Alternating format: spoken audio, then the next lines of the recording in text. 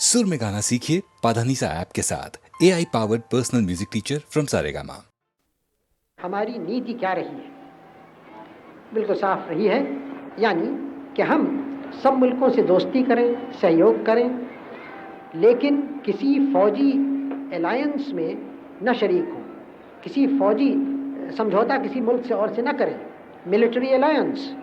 हम ये जो आजकल के दुनिया के ब्लॉक्स हैं, एक तरफ एक ज़बरदस्त गिरोह मुल्कों का, दूसरे तरफ दूसरा, उसमें शरीक न हो, दोस्ती हम हर एक से करें।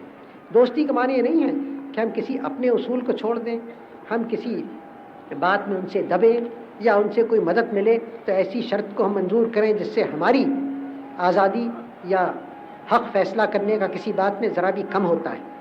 यह हमारी नीति रही, जिसको नॉन अलाइनमेंट की नीति कहते हैं, नॉन कमिटमेंट की। तो ये रही इस 10 बरस से, और 10 बरस से भी कैसे रही?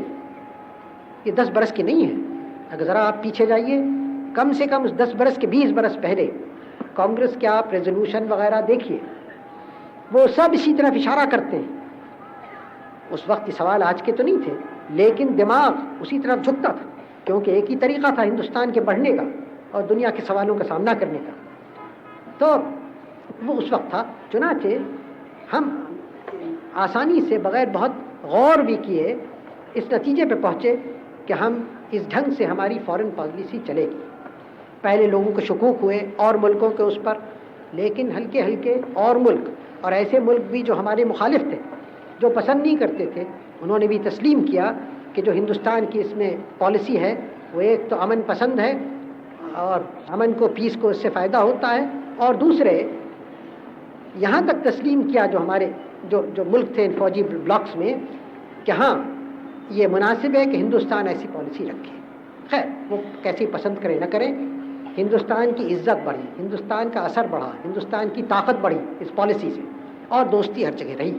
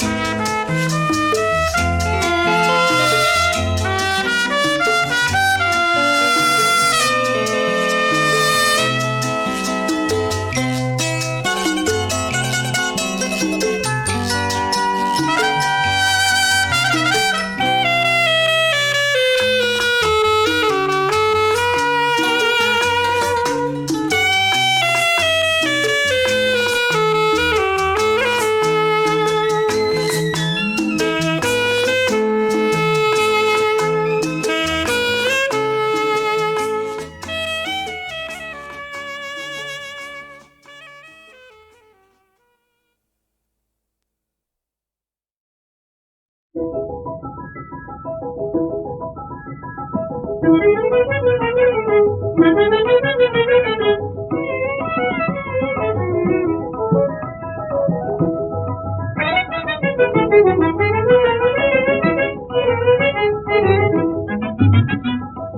मिला के आपने अच्छा नहीं किया, अपने ही दिल से पूछिए क्या क्या नहीं किया। आंखें मिला के आपने अच्छा नहीं किया, अपने ही दिल से पूछिए क्या क्या नहीं किया। कहने को कहा करते थे हम बेवफा नहीं, आंखों से दूर होंगे दिल से जुदा नहीं। कहने को कहा करते थे हम बेवफा नहीं, आंखों से दूर होंगे दिल से जुदा नहीं। ऐसा अगर जो हो गया हमसे बुरा नहीं, ऐसा अगर जो हो गया हमसे बुरा नहीं, लेकिन जनाब सोचिए ऐसा नहीं किया। आंखें मिला के आपने अच्छा नहीं किया, अपने ही दिल से पूछिए क्या क्या नहीं किया।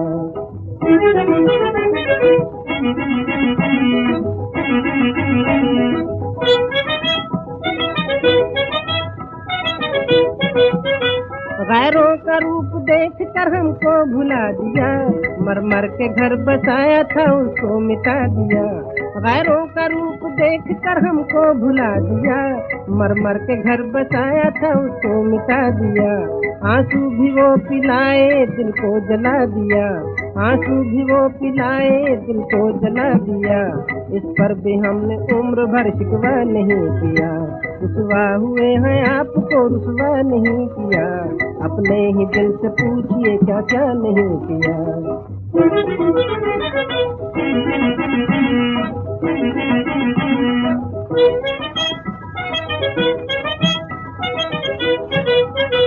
आंखें मिला के आपने दिल की खुशी न दी, पल भर अचांद जिंदगी को जिंदगी न दी।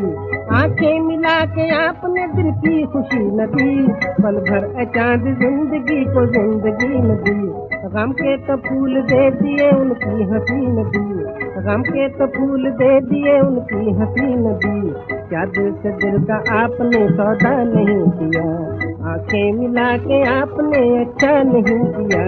अपने ही दिल से पूछिए क्या क्या नहीं किया। प्यारे भाइयों और बहनों, मैं आज खास कर हमारे देहात के रहने वाले जो भाई हैं, बहनें हैं, उनसे बोल रहा हूँ। आज एक शुभ दिन है, हमारा गणतंत्र का दिन है। 15.5 बरस हुए हमारे देश में आज़ादी आई थी। 13 बरस हुए उस आज़ादी को हमने पक्का किया और गणतंत्र यहाँ शुरू किया। आप लोग जो गांव में रहते हैं वो भारत की सब में ज़्यादा आबादी है, 100 में 80 आदमी गांव में रहते हैं। इसलिए हमारे देश की तरक्की के लिए ये आवश्यक है कि गांव के लोगों की उन्नति हो। इसीलिए विकास योजनाएं का काम शुरू किया गांव में, कम्युनिटी डेवलपमेंट का, ब्लॉक्स का। उससे बहुत कुछ लाभ हुआ और बहुत कुछ हमने सीखा। फिर हमने दूसरा बड़ा कदम उठाया पंचायती राज का।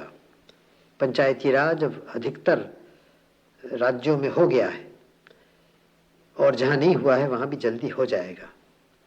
उसी के साथ सहकारी समाज का भी बहुत चर्चा हुआ और बहुत जगह वो कायम की गई है। ये पंचायती राज और सहकारी समाज दोनों मिलकर सारे हमारे देहात को, गांव को बदल देंगे, ये मेरा विश्वास है। हमने पंचवर्षीय योजनाएं बनाई, आप जानते हैं, और उसमें भी एक बड़ा हिस्सा था कि हम देहात में और गांव में क्या करें, गांव में क्या होना चाहिए। ये कहा गया है कि सब गांव में हम एक गांव का रक्षा दल बनाएं, स्वयं सेवक दल। उसका काम 3 तरह के काम हो। एक तो ज़्यादा पैदा करना अपने ज़मीन से, ये आवश्यक है, क्योंकि याद रखिए खाली वो सिपाही नहीं होते जो फौज में भर्ती होते हैं, जो गांव में या कारखाने में काम करें वो भी सिपाही का काम करते हैं। तो ज़्यादा अधिक पैदा करना, नए नए तरीक़ों से नए हल काम में लाए जाएं, नया नालियाँ खोदें पानी लाने के लिए नहरों से, और ज़मीन को बचाने के लिए बह न जाए काम करें, बंडिंग करें, ये सब बातें करें। और खाली गल्ला न पैदा करें, गल्ले के अलावा सब्जी, तरकारी और फल वगैरह पैदा करें। इससे गांव की हैसियत अच्छी होगी और गांव की आमदनी बढ़ेगी। दूसरी बात है पढ़ाई की, शिक्षा की। हम चाहते हैं हमारे स्वयंसेवक दल शिक्षा में बहुत काम करे और सब लोगों को ठीक ठीक सूचना दे क्या क्या हो रहा है हमारी लड़ाई के में पहाड़ों पर या कहीं और क्या हमारा विकास योजनाएं चल रही हैं, ये सब खबरें जनता को दे। और इसमें रेडियो का भी प्रयोग किया जाए। और फिर ख़ास रक्षा के लिए यूँ तो बहुत कुछ हमारे सिपाही भी देहात से आते ही हैं और होम गार्ड्स बन रहे हैं, उसमें भर्ती होवेंगे। इसके अलावा हमारे जो स्वयंसेवक हों वो रेलों को, सड़कों की, डाक और घरों की तारों की रक्षा करें। एक और ख़ास बात मैं आपसे कहा चाहता हूँ, हम एक नए तरह का बैंक बनाया चाहते हैं। बैंक तो आप जानते हैं जहाँ रुपया रखा जाता है, हम एक बनाया चाहते हैं जहाँ हिसाब रखा जाए कितना कौन काम करता है। लेबर बैंक बनाया चाहते हैं, डिफेंस लेबर बैंक। और हमारी इच्छा यह है कि हर एक आदमी, हर एक तगड़ा आदमी 12 दिन साल में अपना काम उसको दे, बैंक में जमा कर दे। तो अगर आप सोचें 20 करोड़ आदमी इस तरह से काम करें तो साल भर में उनकी काम से 300 करोड़ का लाभ हो सकता है। ये सब पैसा गांव में रहेगा और आप ही के गांव की उससे तरक्की होगी। तो इससे तो बहुत बहुत अच्छी चीज़ है ये। और अगर सब लोग इस काम को करें तो बहुत जल्दी गांव की उन्नति होगी। आज आप एक प्रतिज्ञा ले रहे हैं, आज शुभ दिन है और प्रतिज्ञा है जो कुछ दिन हुए यहाँ लोकसभा में हम सबों ने ली थी। ये प्रतिज्ञा में ख़ास है कि हम देश की रक्षा करेंगे और अपना कर्तव्य जो कुछ है हम करेंगे। ये बहुत ज़रूरी है और इसको आप सोच समझ के अच्छी तरह से लीजिए और फिर इस पे अमल कीजिए, इस कर्तव्य को पूरा कीजिए।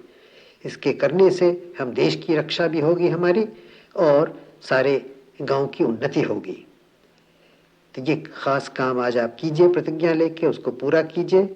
और मुझे पूरा विश्वास है मुझे कि हमारी विजय होगी इन सब बातों में, देश की रक्षा में भी और दूसरा विकास का जो काम हमें देश भर में करना है उसमें भी।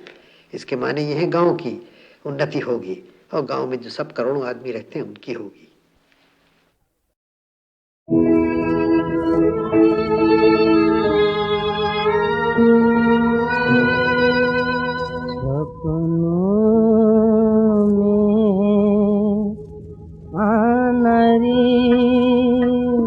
सपनों में आनरी जुग बीते नहीं दर्शन पाए, जुग बीते नहीं दर्शन पाए। तुझ बिन गोरी कछु न भाए, तुझ बिन गोरी कछु न भाए। सुंदर मुख दिखलाना नरी, सुंदर मुख दिखलाना नरी नरी नरी। सपनों में आनरी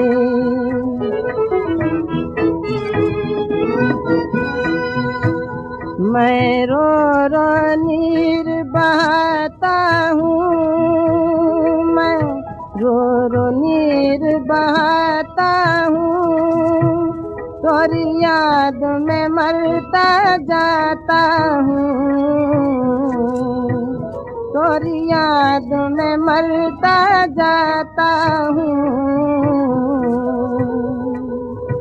अब नया रिश्ता नरी, अब नया रिश्ता रे आना रे, सपनों में आना रे।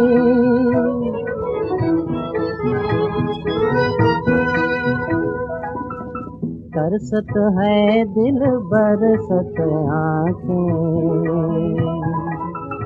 तरसत है दिल बरसत आँखें।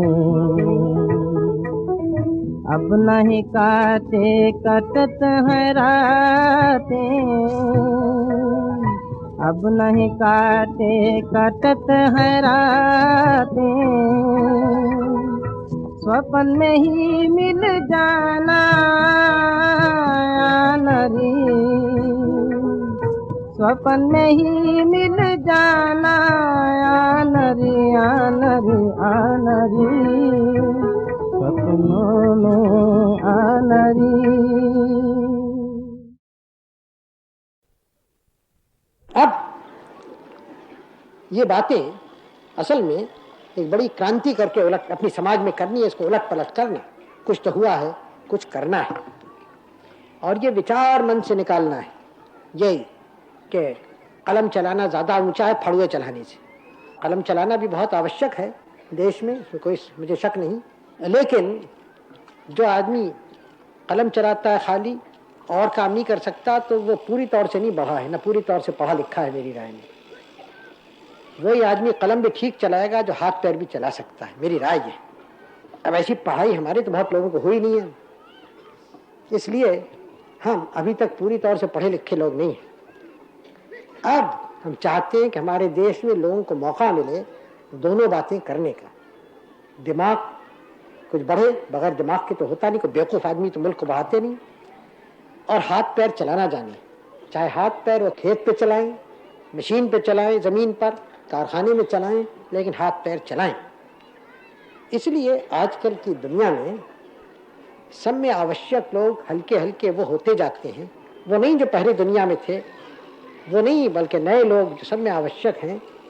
एक मोटी तौर से मैं आपसे कहता हूँ, वो इंजीनियर लोग हैं, वो वैज्ञानिक लोग हैं, साइंटिस्ट हैं। बड़े से बड़ा इंजीनियर को हाथ पैर चलाने पड़ते हैं या चलाने चाहिए, और जिस वक्त वो छोड़ देता है हाथ पैर चलाना, वो ठंडा हो जाता है, उसको जान नहीं रहती उस इंजीनियर में, आदी हो जाती है, और दफ्तरी आदमी बाबू हो जाता है। फिर वैज्ञानिक लोग हैं, वो गद्दी में बैठ के काम नहीं कर सकते, उनको हाथ पैर से और दिमाग से, तीनों से काम करना है। ये दुनिया ऐसी है। तो इस विचार को इस देश से निकालना है, उखाड़ना है, उखाड़ के कुचल के ख़त्म कर देना है। जो यहाँ के हाथ पैर चलाने वाले नीच होते हैं, मैनुअल लेबर नीच है, ये भयानक विचार है, गलत है, निकम्मा है, विष से भरा हुआ है, तबाह करने वाला है मुल्क को। बहुत सारे शब्द मैंने आपसे कह दिए कि आपके दिमाग में ये बात धस जाए। अच्छी बात है। तो आपका ये यूनिवर्सिटी, विश्वविद्यालय, महाविद्यालय, विद्यापीठ, मालूम क्या क्या नाम इसके हैं, वो बना। और हिंदुस्तान में जहाँ तक मुझे मालूम है पहला ऐसा बना है, यानी विशेषकर खेती से संबंध रखने वाला। फिर ये प्रश्न आता है कि चलेगा कैसे। मुझे कोई संदेह नहीं कि यहाँ प्रोफेसर अच्छे अच्छे आएंगे, अमेरिका के होंगे, यहाँ के होंगे, इसमें मुझे कोई शक नहीं है। लेकिन फिर भी ये सवाल होता है कि आप उसी तरह से यहाँ काम करेंगे और रहन सहन आपका होगा जैसे कि और जगह और यूनिवर्सिटीज़, कॉलेजेस में होता है, या कुछ और ढंग होगा। आप भी बड़े बड़े मकान हैं, इमारतें हैं, उसमें जाके कुछ आप लोगों को, आपके प्रोफेसर को और आपके विद्यार्थियों को एक अभिमान हो जाए, गुरूर हो कि हम तो बड़े बड़े मकानों में हम पढ़ा करते हैं। वो बेचारा जो किसान खेत में काम करता है, वो तो कोई एक नीच आदमी है, गिरा हुआ आदमी, हम उससे ऊंचे हैं। और यह आपका अगर विचार हुआ तो फिर आपने, पढ़ाने वाले और पढ़ने वालों ने इस जगह का पूरा लाभ नहीं उठाया, नहीं बात। अगर इसके कोई माने हैं इस जगह के, तो किसान का कॉलेज है और किसानों के लिए कॉलेज है, बाबू लोग के लिए नहीं है। और वो बाबू लोग यहाँ आ सकते हैं जो किसान होना पसंद करें। सब में बड़ी कदर यहाँ होनी चाहिए, न ब्राह्मण की, न क्षत्रिय की, न किसी की, किसान की सब में बड़ी कदर होनी चाहिए, जो जमीन से पैदा करता है अपने हाथ की मेहनत से। और मैं नहीं पसंद करता कि यहाँ अक्सर स्टैचूज मूर्तियाँ लगती हैं, लेकिन आप कोई मूर्ति कहीं लगाना चाहें तो भारत के किसान की कहीं लगाइए।